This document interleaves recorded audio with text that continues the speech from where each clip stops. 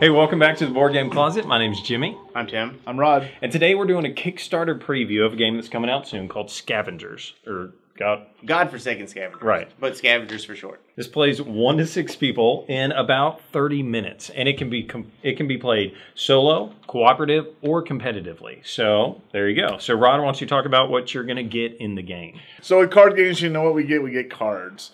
And the key to the cards always is going to be artwork. And it's going to be how good I guess the card is, thickness, that type of thing. There seem to be good quality and everything. The artwork is really neat, actually. I wasn't sure at the beginning how much I liked it, but it really has grown on me. I think it's really cool stuff. So there you go. Okay. And I did find myself like actually reading the flavor text on a card when I played it. It's like, so I was like, oh wow, okay, yeah. And then you get a little bit more into it because like the story isn't like written out anywhere for the game, so you basically kind of read out the text, and that kind of builds your story as you play. Okay, Tim, tell us about the rules. How hard or easy is it to learn this game? Okay, well, this is it. This is the rules, and most of this is just it explaining the cards, but it takes you step by step through the setup, which is really necessary because this is kind of unique, I think, in one aspect. I haven't seen this mechanic around. With the press your luck kind of thing going on. But so it needs to explain that, and it does it really well. It's got pictures everywhere throughout the entire instruction booklet. So I did have to come back to it several times when learning it, but you'll have to do that because it's a card game and it's got text on the cards. Yeah. You know, you got to learn special text and stuff. But it did a pretty good job. Okay, so let's give you a preview of how to play the game so you can figure out if this is something that you'd like to back. So, like we said, it can be played solo, competitive, or cooperative. And so depending on the game that you're going to play, they have different scenarios that you're going to put out here, right? And so then the scenario is going to tell you a couple things. It's going to have the scenario that you're going to play, and then it's going to have on each round of the game, you're going to have an amount of food, basically, that you have to have at the end of the round for the feeding, right? So we got to feed all of us people, or you have to feed yourself if you're playing it competitively. And so then on your turn, it is a press your luck game. So you're going to draw from 3 different piles, right? Each one of these piles has 3 different types of cards, a yellow, orange, and red, that progressively get more difficult. So, or potentially could be difficult. It doesn't mean that it is, but it potentially could be. And so when you see a card on a pile, right, you're going to scavenge from that pile. And so I would choose this pile and I would flip over the card. And then if it's a normal, I don't know what you call the normal cards, but if it's just a regular card, it's going to have a value at the top that is going to be something that you could use at the end of the game that you say, this here, we'll use this to feed off of.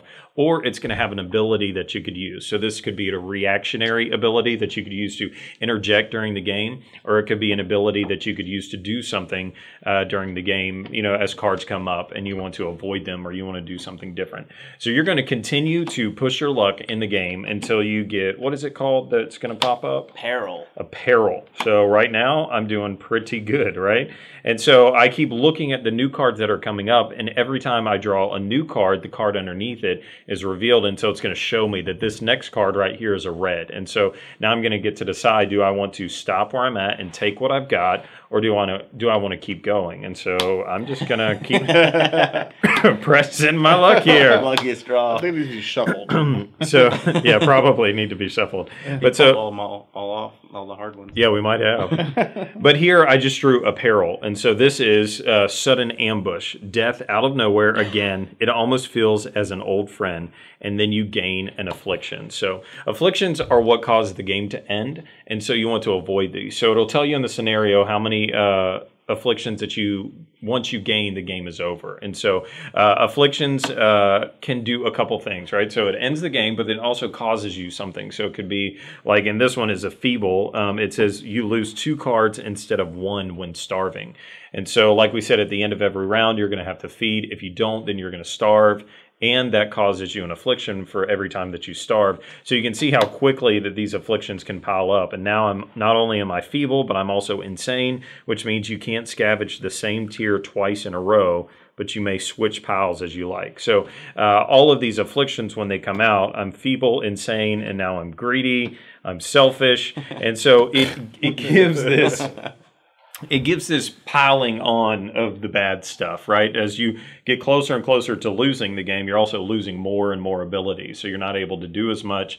And so it's like when you're starving, you know, and just you start to lose all of your abilities and stuff like that. And so the game progresses like that, where you want to push your luck as far as you can, but you want to get out of there with enough food. That way, by the time it gets back around to you, you can feed your people. So one of the things that I liked about the game is that it seems like every round that we played, you keep thinking that okay, we're doing really good now.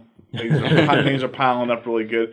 But then when you feed, you're losing all your cards, and you're almost like you're starting over. But now it's going to be even harder because the next level is more difficult.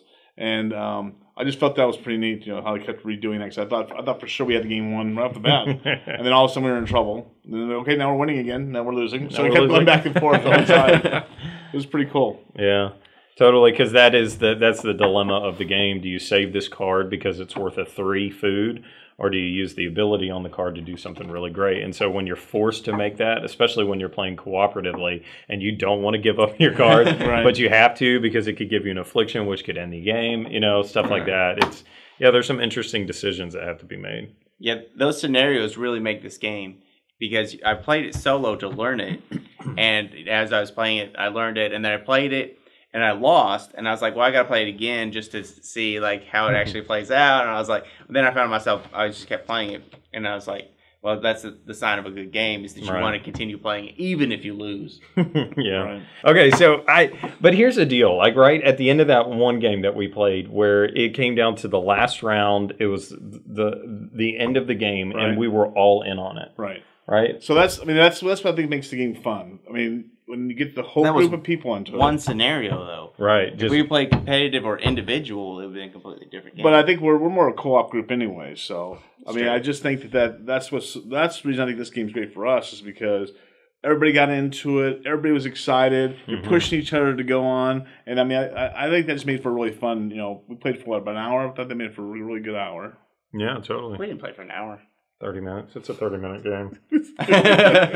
It really was a lot faster than you think, because we were just like kind of going. Oh, yeah. Which I think is one of the selling points of it, is that it plays fast. It is 3 different types of gameplay, so there's a lot of options there. Sure. All right, so it's on Kickstarter right now. Check it out and see if this is something that you'd like to back. And as always, with the Board Game Closet, you can check us out on Facebook, Twitter, Instagram, and we're on the YouTubes. On the YouTubes. The YouTube. I think they know that. Probably where they're watching it. Right? Okay, and as always, support your local hobby shop. or Kickstarter. Got it. Or Kickstarter. Yeah, Kickstarter.